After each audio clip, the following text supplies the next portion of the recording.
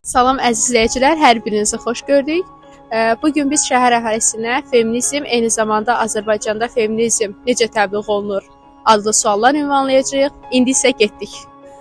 Feminizm, səhv eləmirəmsə, gender bərabərliyi üçün mübarizə aparan hərəkatdır.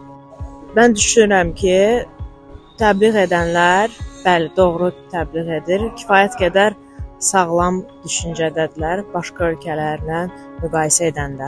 Salam, hər vaxtınız xeyir. Məncə Azərbaycanda feminizm doğru təbliğ olunmur.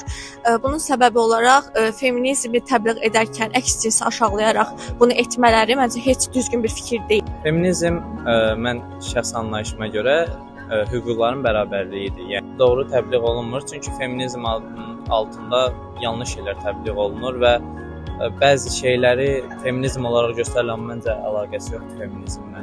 Məncə feminizm qadınların haqlarının qorunması deməkdir. Cinsiyyət bərabərliyinin qorunması haqqındadır. Qadınlar istəyirlər ki, kişilərlə xanımlar arasında bərabərlik olsun.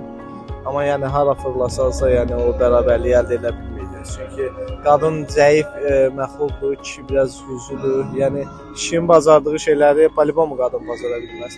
Yəni ən azından qadın zəif məxluq kimi qalsa daha çox hörmət olar, daha çox. Yoxsa o ki qaldı bərabərlik tələb eləsinlər, çıxsınlar ki, feminizm elə, yenə də heç nə əldə edə bilməyəcəklər, yenə də ki o ağlasılmaq bir şeydir.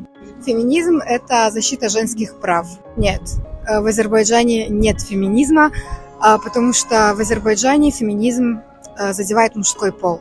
И женщины этому не противостоят, к сожалению. Feminizm hər bir insanın eyni hüquqda olmasıdır məncə. Mənim fikrimcə xeyr, doğru təbliğ olunmur. Feminizm qadın hüquqlardır, yəni hər şeyə yaxşı baxıram. Dostlar, indi isə gəlin baxaq görək feminizm nədir. Feminizm qadınların kişilərlə eyni bərabər imkanlara sahib olmasına yönəlmiş bir sosial hərəkatdır. Yəni feminizm qadınların bərabərliyini və hüquqlarını müdafiə edir.